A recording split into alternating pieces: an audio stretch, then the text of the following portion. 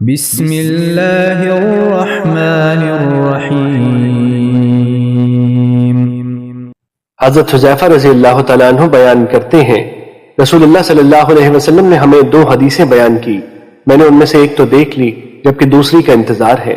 آپ نے ہمیں حدیث بیان کی کہ امانت یعنی ایمانداری آدمیوں کے دلوں کی جڑ یعنی فطرت میں اتری، پھر انہوں نے قرآن سے سیکھا، پھر سنت سے، پھر آپ نے اس ایمان کے اٹھ جانے کے متعلق ہمیں حدیث بیان کی، فرمایا آدمی غافل ہوگا تو ایمان اس کے دل سے اٹھا لیا جائے گا، اس کا نشان نقطے کی طرح رہ جائے گا، پھر وہ دوبارہ غافل ہوگا تو اس ایمان کو اٹھا لیا جائے گا تو آبلے کی طرح اس پر نشان رہ جائے گا، جیسے تو نے اپنے پاؤں پر انگارہ لڑکایا ہو، وہ آبلہ بن جائے اور تو اسے پھولا ہوا دیکھے حالانکہ اس میں کوئی چیز نہیں، اور لوگ سب کریں گے اور کوئی ایک بھی امانت ادا نہیں کرے گا، کہا جائے گا کہ فلاں قبیلے میں ایک امانت دار شخص ہے، اور کسی اور آدمی کے متعلق کہا جائے گا کہ وہ کس قدر عقل مند ہے، اس کا کتنا ظرف ہے اور وہ کس قدر برداشت والا ہے، حالانکہ اس کے دل میں رائی کے دانے کے برابر بھی ایمان نہیں ہوگا۔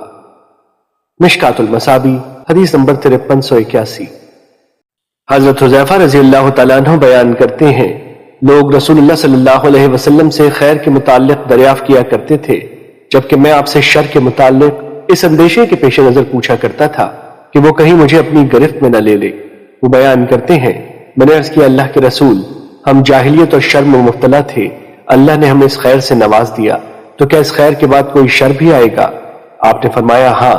میں نے عرض کیا اس شر کے بعد کوئی خیر بھی آئے گا؟ آپ نے فرمایا ہاں، لیکن اس میں کمزوری ہوگی۔ میں نے عرض کیا اس کی کمزوری کیا ہوگی؟ آپ نے فرمایا کچھ لوگ میری سنت اور میرے طریق کے خلاف چلیں گے، ان کی بعض باتوں کو تم اچھا سمجھو گے اور بعض کو برا۔ میں نے عرض کیا اس خیر کے بعد شر ہوگا؟ آپ نے فرمایا ہاں، ابواب جہنم پر دعوت دینے والے ہوں گے، جس نے ان کی دعوت کو قبول کر لیا تو وہ اس کو اس میں پھینک دیں گے۔ میں نے عرض کیا اللہ کے رسول ان کا تعارف کرا دیں۔ آپ نے فرمایا وہ ہمارے ہی قبیلے سے ہوں گے اور وہ ہماری زبان میں کلام کریں گے۔ میں نے عرض کیا اگر اس زمانے نے مجھے پا لیا تو آپ مجھے کیا حکم فرماتے ہیں؟ آپ نے فرمایا مسلمانوں کی جماعت اور ان کے امیر کے ساتھ لگ جانا۔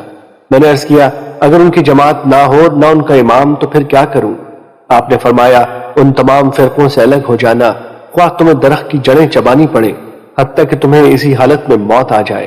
اور صحیح مسلم کی روایت میں ہے، فرمایا میرے بعد حکمران ہوں گے جو نہ تو میری ہدایت و طریق سے رہنمائی لیں گے اور نہ میری سنت کے مطابق عمل کریں گے، اور ان میں کچھ لوگ ایسے ہوں گے جن کے ڈھانچے انسانی اور دل شیطان ہوں گے۔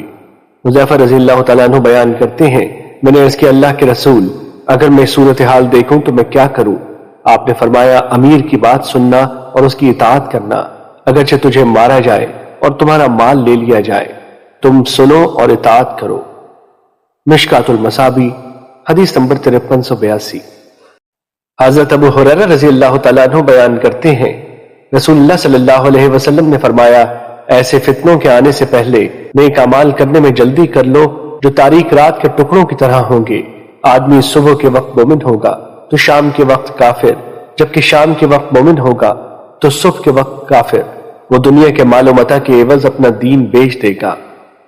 مشکات المصابی حدیث نمبر 5383۔ حضرت ابو ہریرہ رضی اللہ تعالیٰ عنہ بیان کرتے ہیں، رسول اللہ صلی اللہ علیہ وسلم نے فرمایا ان قریب ایسے فتنے پیدا ہوں گے کہ ان میں بیٹھنے والا کھڑے ہونے والے سے بہتر ہوگا، کھڑا ہونے والا چلنے والے سے بہتر ہوگا، اور چلنے والا دوڑنے والے سے بہتر ہوگا۔ جس نے ان کی طرف جھانک کر دیکھا تو وہ اسے بھی اپنی لپیٹ میں لے لیں گے۔ جو شخص کوئی پناہ گاہ یا بچاؤ کی جگہ پائے تو وہ وہاں پناہ حاصل کر لے۔ اور مسلم کی روایت میں ہے، فرمایا فتنے پیدا ہوں گے، ان میں سونے والا جاگنے والے سے بہتر ہوگا، جبکہ ان میں جاگنے والا کھڑے ہونے والے سے بہتر ہوگا، اور کھڑے ہونے والا ان میں دوڑنے والے سے بہتر ہوگا۔ جو شخص کوئی پناہ گاہ یا بچاؤ کی جگہ پائے تو وہ وہاں پناہ حاصل کر لے۔ مشکات المصابی حدیث نمبر 5384۔ حضرت ابو ہریرہ رضی اللہ تعالیٰ عنہ بیان کرتے ہیں، رسول اللہ صلی اللہ علیہ وسلم نے فرمایا اس ذات کی قسم جس کے ہاتھ میں میری جان ہے، دنیا ختم نہیں ہوگی حتیٰ کہ لوگوں پر ایک ایسا دن بھی آئے گا کہ قاتل کو معلوم نہیں ہوگا کہ اس نے کس وجہ سے قتل کیا، اور مقتول کو معلوم نہیں ہوگا کہ اسے کس وجہ سے قتل کیا گیا۔ عرض کیا گیا یہ کس وجہ سے ہوگا؟ فرمایا فتنے کی وجہ سے، قاتل و مقتول دونوں جہنمی ہیں۔ مشکات المصابی حدیث نمبر 5390۔ حضرت زبیر بن عدی بیان کرتے ہیں، ہم حضرت انس بن مالک رضی اللہ تعالیٰ عنہ کے پاس آئے تو ہم نے حجاج کی طرف سے ہم پر ہونے والے ظلم کے متعلق ان سے شکایت کی تو انہوں نے فرمایا صبر کرو، کیونکہ تم پر جو وقت بھی آ رہا ہے اس کے بعد آنے والا وقت اس سے بھی زیادہ برا ہوگا، حتیٰ کہ تم اپنے رب سے جا ملو۔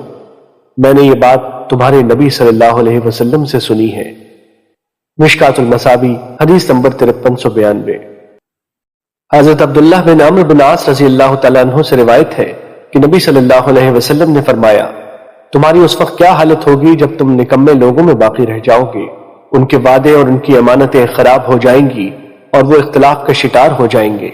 وہ اس طرح ہو جائیں گے، آپ نے اپنے ایک ہاتھ کی انگلیاں دوسرے ہاتھ کی انگلیوں میں ڈالی۔ انہوں نے عرض کیا، آپ مجھے کس چیز کا حکم فرماتے ہیں؟ آپ صلی اللہ علیہ وسلم نے فرمایا، تم جس چیز کو جانتے ہو اسے لازم پکڑو اور جسے نہیں جانتے اسے چھوڑ دو، اور تم اپنا خیال رکھو اور عام لوگوں کے عمل کو چھوڑ دو۔ ایک دوسری روایت میں ہے، اپنے گھر میں رہو، اپنی زبان پر قابو رکھو، جو چیز پہچانتے ہو اسے پکڑو، جسے نہیں پہچانتے اسے چھوڑ دو، تم اپنی فکر کرو اور عام لوگوں کے معاملے کو ترک کر دو۔ مشکات المصابی حدیث نمبر 5398۔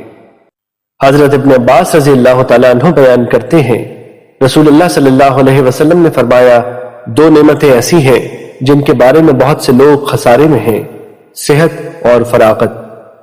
مشکات المصابی حدیث نمبر 5155۔ حضرت مستورد بن شداد رضی اللہ تعالیٰ عنہ بیان کرتے ہیں، میں نے رسول اللہ صلی اللہ علیہ وسلم کو فرماتے ہوئے سنا، اللہ کی قسم، آخرت کے مقابلے میں دنیا کی مثال بس ایسے ہی ہے جیسے تم میں سے کوئی اپنی انگلی سمندر میں ڈبوئے، پھر وہ دیکھے کہ وہ انگلی پانی کی کتنی مقدار کے ساتھ لوٹتی ہے۔ مشکات المصابی حدیث نمبر 5156۔ حضرت انس رضی اللہ تعالیٰ عنہ بیان کرتے ہیں، رسول اللہ صلی اللہ علیہ وسلم نے فرمایا، اللہ کسی مومن کی کوئی نیکی ضائع نہیں کرتا، اس کو اس نیکی کے بدلے میں دنیا میں عطا کیا جاتا ہے اور اس کے بدلے میں اسے آخرت میں جزا دی جائے گی، اور کافر کو اس کی دنیا میں اللہ کے لیے کی گئی نیکیوں کے بدلے میں کھلایا جاتا ہے، حتیٰ کہ جب وہ آخرت کو پہنچے گا تو اس کی کوئی نیکی نہیں ہوگی جس کی اسے جزا دی جائے۔ مشکات المصابی حدیث نمبر 5159۔ حضرت ابو ہریرہ رضی اللہ تعالیٰ عنہ بیان کرتے ہیں، رسول اللہ صلی اللہ علیہ وسلم نے فرمایا، دینار و درہم اور 2 شالے کا پرستار بندہ ہلاک ہوا، اگر اسے دیا جائے تو خوش اور اگر نہ دیا جائے تو ناراض ہوتا ہے۔ وہ ہلاک ہوا اور ذلیل ہوا، جب اسے کانٹا چبھے تو وہ نکالا نہ جائے۔ خوشحالی ہو اس شخص کے لیے جو اللہ کی راہ میں اپنے گھوڑے کی لگام تھامے ہوئے ہے، اس کے بال پر گندا اور پاؤں گرد آلود ہیں، اگر وہ پہرے پر مامور ہے تو وہ پہرے پر ڈٹا ہوا ہے، اور اگر لشکر کے آخری دستے میں ہے تو وہ وہاں بھی ڈٹا ہوا ہے۔ اگر وہ محفل میں شرکت کے لیے اجازت طلب کرے تو اسے اجازت نہ دی جائے، اور اگر وہ سفارش کرے تو سفارش قبول نہ کی جائے۔ مشکات المصابی حدیث نمبر 5161۔ حضرت عمر بن عوف رضی اللہ تعالیٰ عنہ بیان کرتے ہیں، رسول اللہ صلی اللہ علیہ وسلم نے فرمایا، اللہ کی قسم، میں تمہارے متعلق فقر سے نہیں ڈرتا، لیکن مجھے تمہارے متعلق اس بات کا اندیشہ ہے کہ دنیا تم پر فراخ کر دی جائے گی جیسے تم سے پہلے لوگوں پر فراخ کی گئی تھی، پھر تم اس کے متعلق ویسے ہی رغبت رکھو گے جیسے انہوں نے اس کے متعلق رغبت رکھی، اور وہ تمہیں ہلاک کر دے گی جیسے اس نے انہیں ہلاک کر دیا۔ مشکات المصابی حدیث نمبر 5163۔ حضرت عبداللہ بن عمر رضی اللہ تعالیٰ عنہ بیان کرتے ہیں، رسول اللہ صلی اللہ علیہ وسلم نے فرمایا، اس شخص نے فلاح پائی جس نے اپنے رب کی اطاعت کر لی اور اسے بقدر ضرورت رزق عطا کیا گیا، اور اللہ نے جو اسے عطا کیا اس پر اس نے قناعت اختیار کی۔